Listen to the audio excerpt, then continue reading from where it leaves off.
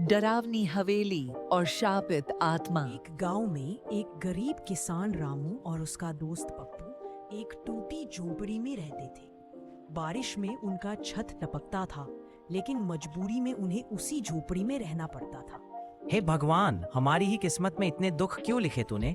किस जन्म का बदला ले रहा है? एक दिन किसान रास्ते से जा रहा होता है तो उसे एक बूढ़ा आदमी एक पोस्टर पकड़े दिखता है जिसपे लिखा होता है, भाड़े पर हवेली, केवल 100 रुपया महीना। रामू की आंखें चमक उठती है। वह सोचता है, लगता है भगवान ने मेरी सुन ली। बड़ी ही सस्ती कीमत है, ले लेता हूँ। कम से कम छत तो नहीं टपकेगी। रामू उस बूढ़े आदमी से बात करता है और हवेली किराए पर ले लेता है और हवेली की चाबी और पता ले लेता है।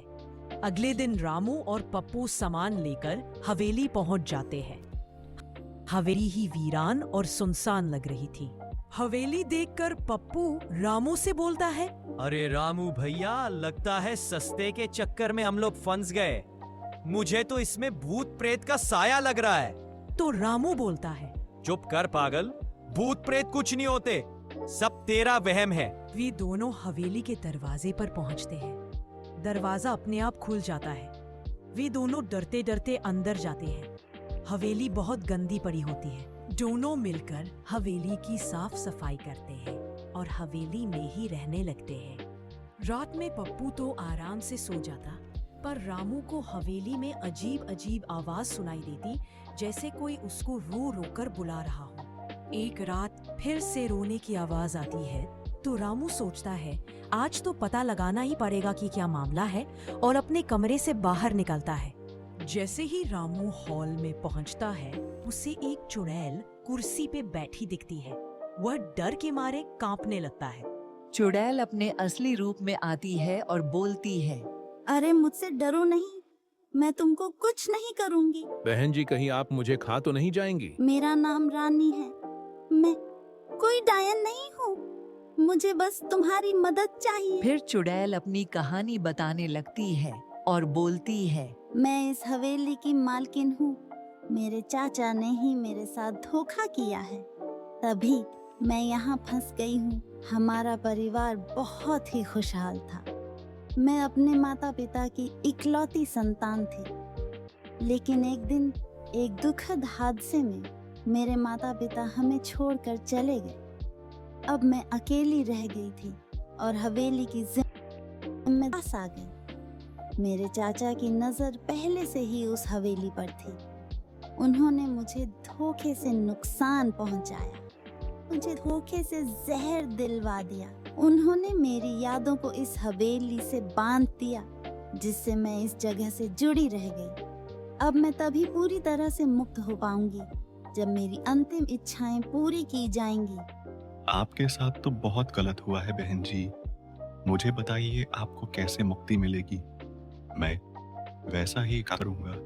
मेरी अस्थियां जो मेरे चाचा ने हवेली के पीछे दफनाई हैं, उनको गंगा में बहाना होगा और इस हवेली का मालिकाना हक चाचा से छीनना होगा।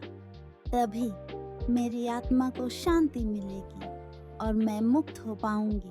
बहन जी, मैं आपकी अस्थियां तो गंगा में बहा दूंगा, परंतु इस हवेली का हक आपके चाचा से कैसे लूंगा?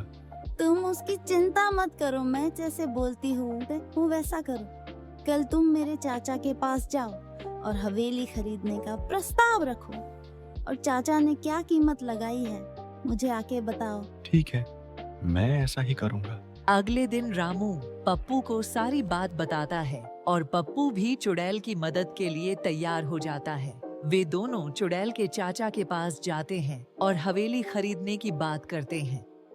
हवेली बहुत दिनों से वीरान पड़ी थी, तो वह हवेली को 10 लाख रुपयों में बेचने के लिए राजी हो जाता है। रामू और पप्पू घर आते हैं और चुड़ैल को सब कुछ बताते हैं। चुड़ैल बोलती है, तुम लोग पैसों की चिंता मत करो। मैं तुमको जादुई पैसे दूंगी जो दिन में तो ठीक रहेंगे, पर रात होते ही अपने आप जल के नष्ट हो जाएंगे। अगले दिन रामू चुड़ैल के दिए पैसों से हवेली खरीद लेता है और उसका मालिकाना हक अब रामू को मिल जाता है। चुड़ैल का चाचा पैसे लेकर घर आता है। जैसे ही रात होती है, चुड़ैल के जादू से पैसे जल जाते हैं और चुड़ैल का चाचा रोने लगता है क्योंकि उसका सब कुछ छीन गया था। चुड़ैल रामू और पप्पू का धन्यवाद करती है और बोलती है, आप लोग पहले इंसान हो जिन्होंने मुझे समझा। तभी रामू बोलता है, बहन जी, अभी तो एक ही काम हुआ है, अभी तो आपको मुक्ति भी दिलानी है। अगले दिन रामू और पप्पू हवेली के पीछे गड्ढा खोदते हैं और चुड़ैल की अस्थियां ढूंढ निकालते। रामू और पप्पू चुड़ैल की अस्थियों को गंगा में पूरे सम्मान से प्रवाहित कर देते हैं और भगवान से उसकी मुक्ति के लिए विनती करते हैं। जैसे ही उसकी अस्थियां गंगा में मिलती हैं, उसको मुक्ति मिल जाती है और उसकी आत्मा स्वर्ग में चली जाती है। रानी की आत्मा स्वर्ग में पहुंच जाती है और वह अपने पूर्वजों से मिलती है और बहुत खुश होती है। इधर हवेली में भी खुशहाली छा गई है। रामू अब खुशी खुशी हवेली में रहने लगते हैं। अब उनका छत नहीं टपकता।